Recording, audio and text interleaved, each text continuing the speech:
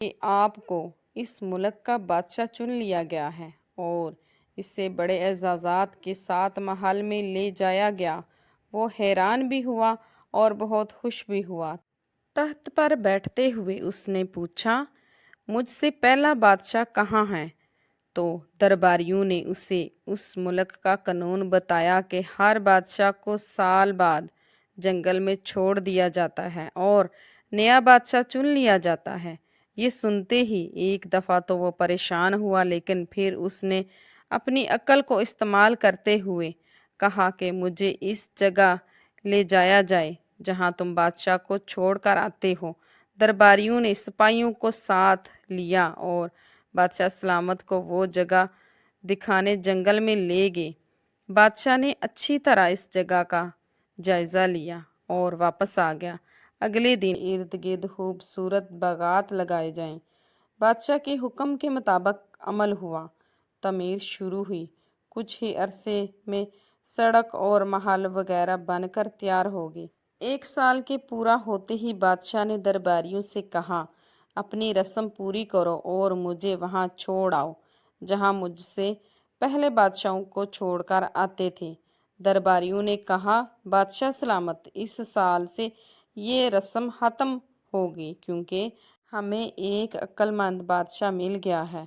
وہاں تو ہم ان بیوقوف بادشاہوں کو چھوڑ کر آتے تھے جو 1 سال کی بادشاہی کے مزے میں باقی کی زندگی کو بھول جاتے اور اپنے لیے کوئی انتظام نہ کرتے۔ لیکن ایک سبق آموز واقعہ۔ ایک علاقے میں بادشاہ منتخب کرنے کا بہت عجیب رواج تھا۔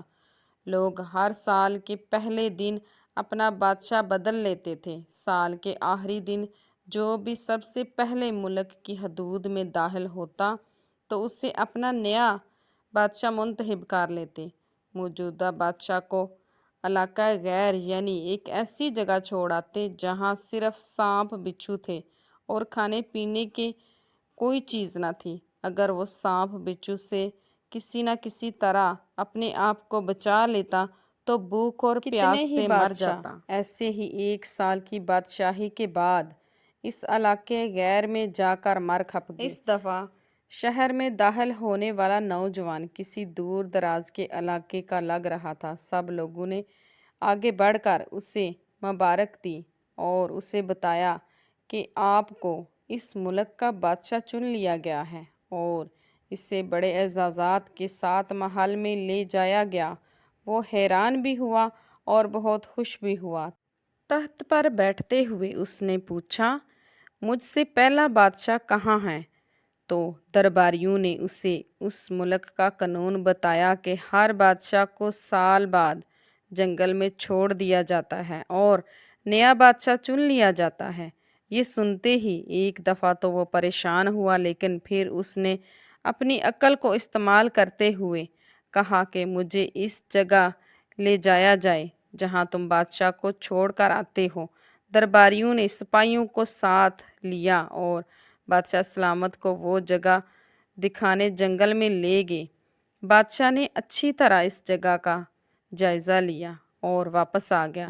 اگلے دن اس نے سب سے پہلا حکم یہ دیا، محل سے غیر علاقے تک ایک سرسبز شاداب رستہ بنایا جائے اور اس جگہ بیچوں بیچ ایک ایسی رہائش تعمیر کی جائے جس میں ہر قسم کی سہولت موجود ہو۔ اس کے ارد گرد خوبصورت باغات لگائے جائیں۔ بادشاہ کے حکم کے مطابق عمل ہوا۔ تعمیر شروع ہوئی۔ کچھ ہی عرصے میں سڑک اور محل وغیرہ بن کر تیار ہو گئے۔ 1 سال کے پورا ہوتے ہی بادشاہ نے درباریوں سے کہا، اپنی رسم پوری کرو اور مجھے وہاں چھوڑ آؤ جہاں مجھ سے پہلے بادشاہوں کو چھوڑ کر آتے تھے۔ درباریوں نے کہا، بادشاہ سلامت، اس سال سے یہ رسم ختم ہوگی کیونکہ ہمیں ایک عقل مند بادشاہ مل گیا ہے۔ وہاں تو ہم ان بیوقوف بادشاہوں کو چھوڑ کر آتے تھے جو 1 سال کی بادشاہی کے مزے میں باقی کی زندگی کو بھول جاتے اور اپنے لیے کوئی انتظام نہ کرتے۔ لیکن آپ نے عقل مندی کا مظاہرہ کیا ہے اور آنے والے وقت کا خیال رکھا اور عمدہ بندوبست فرمایا۔ ہمیں ایسے ہی عقل مند بادشاہ کی ضرورت تھی۔ اب آپ آرام سے ساری زندگی ہم پر حکومت کریں۔ اس انوکھے ملک کا نام دنیا ہے۔ وہ نیا بادشاہ میں اور آپ ہیں۔ علاقہ غیر ہماری قبر ہے۔